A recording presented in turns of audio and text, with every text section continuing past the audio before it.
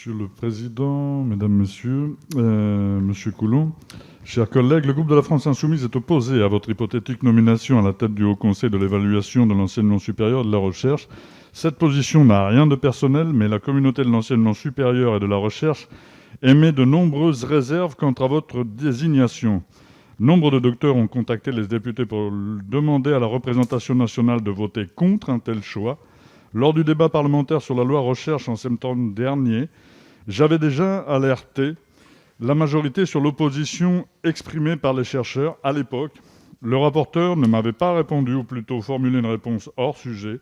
Votre fonction récente de proche conseiller du président de la République, Emmanuel Macron, pose un véritable problème d'indépendance du HCERES vis-à-vis du pouvoir si vous le présidez.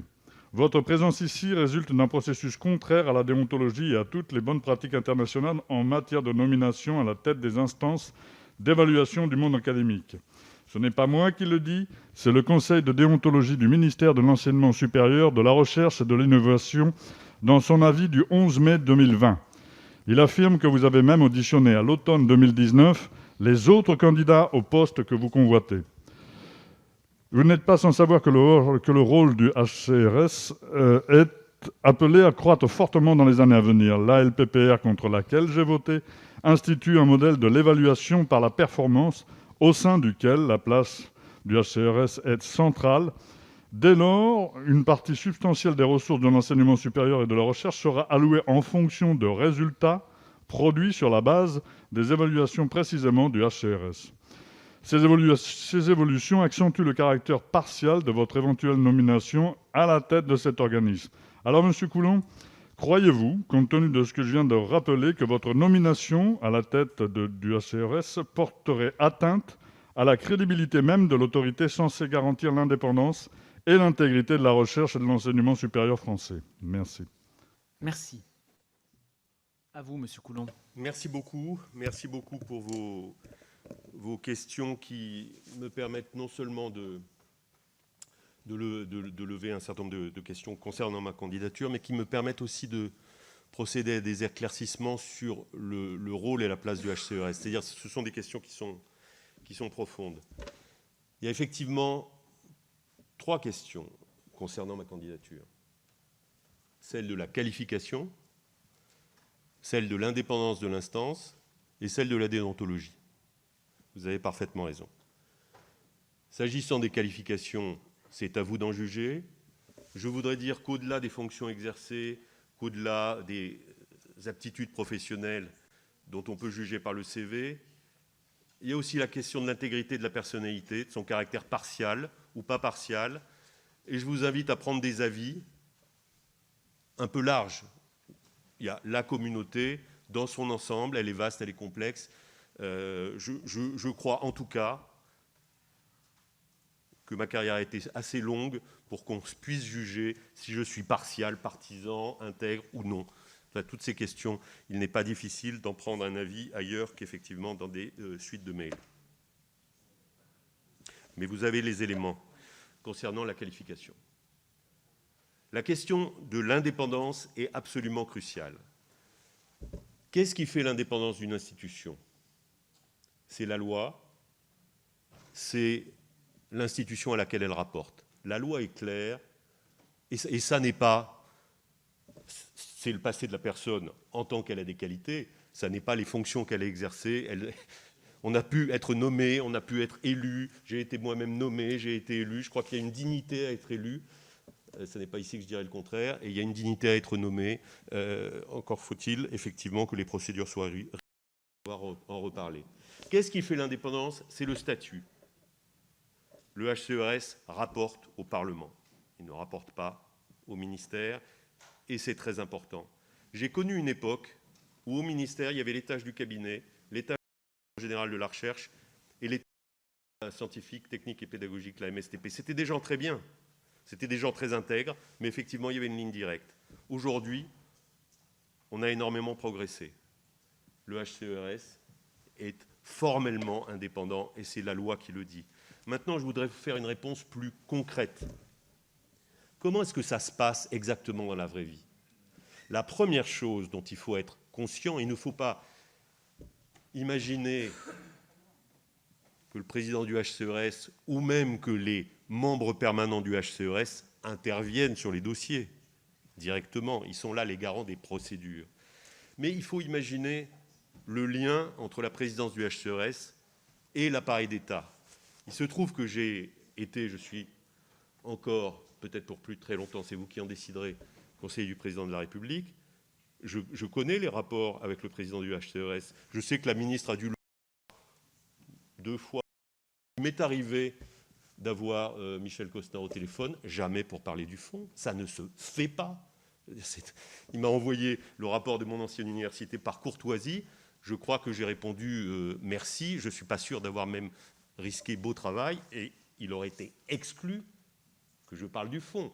Mais parler du fond n'aurait d'ailleurs eu aucun sens parce que les procédures internes du HCERES cantonnent les fonctions des uns et des autres. Qui sinon fait les rapports français.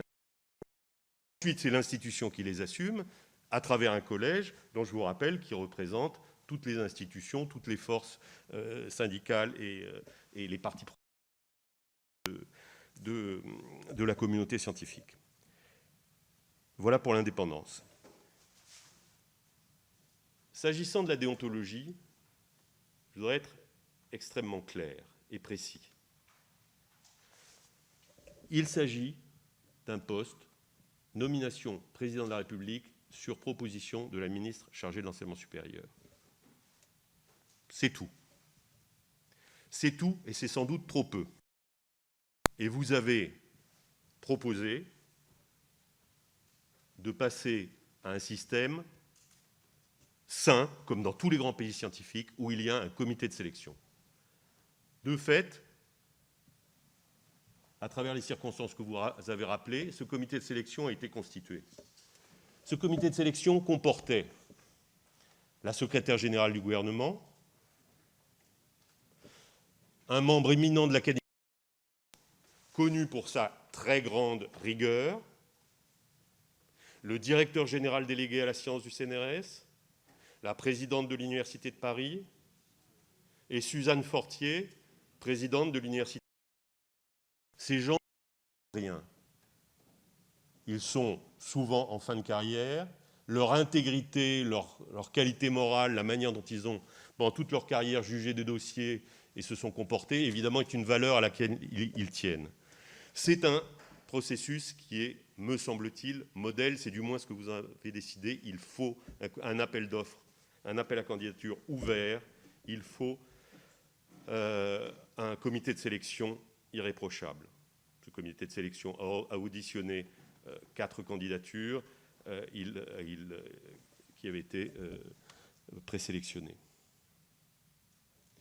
Vous avez parlé ensuite du comité de déontologie, me semble-t-il, qui lui aussi, présidé par Bernard Stiern, ancien président de section au Conseil d'État, ne paraît pas particulièrement suspect de collusions diverses.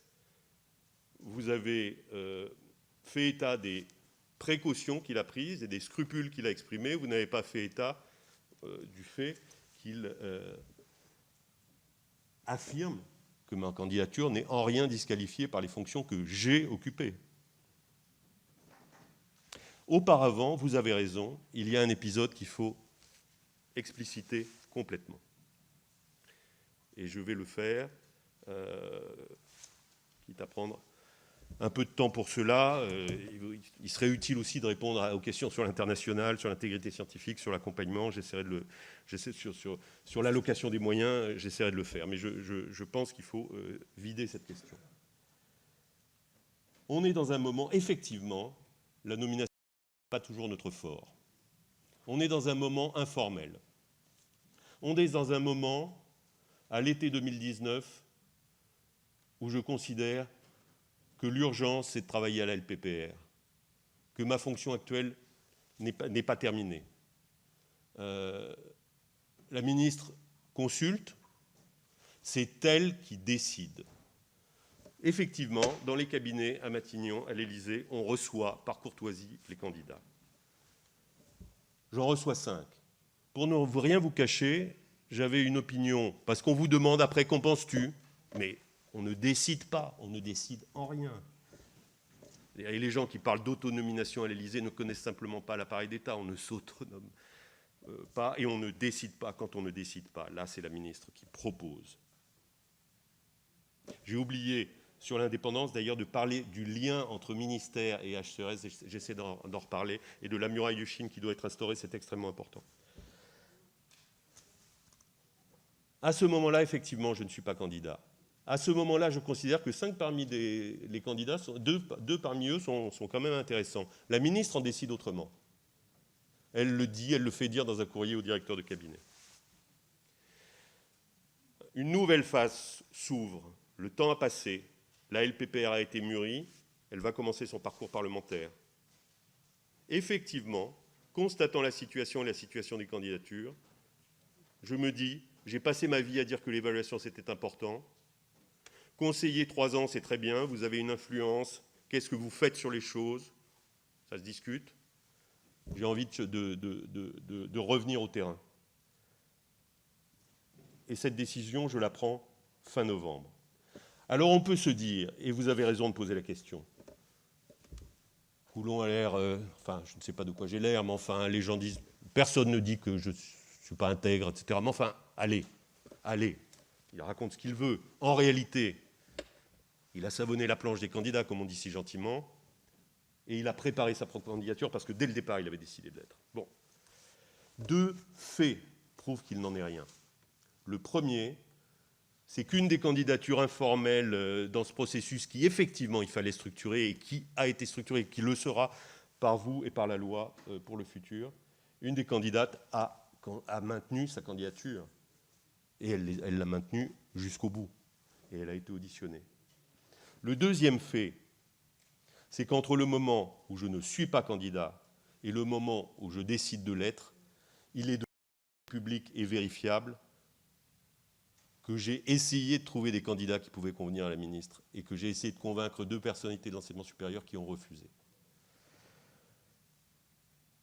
De toute cette histoire, tiens, effectivement, raison, le délai a été trop.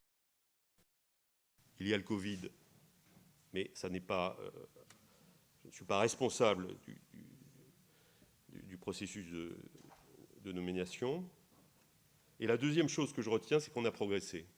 On a progressé doublement parce que le dispositif qui est en place est un dispositif sain et conforme à tout ce qui se fait dans les grands pays scientifiques et on aurait dû le faire comme on le fait pour les organismes de recherche, comme on le fait pour d'autres institutions. Et la deuxième chose qui me fait penser qu'on a progressé, c'est que vous m'avez posé la question directement et je crois que j'y ai répondu directement.